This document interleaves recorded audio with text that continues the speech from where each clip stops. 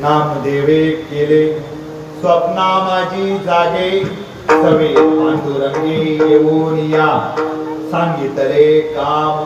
करावे कवित्व वौगे निमित्त बोलवणे तुकोबरांनी प्रमाण दिला माझ्या स्वप्नात नामदेवराय आले बरी साक्षीला कोण आहे पांडुरंग काय सांगितलं फक्त अभंग रचायला सुरुवात कर वावग निमित्त बोलू प्रमाणाची संख्या सांगे शतकोटी उरले शेवटी लावी तुका नामदेवरायांनी पण केला होता 100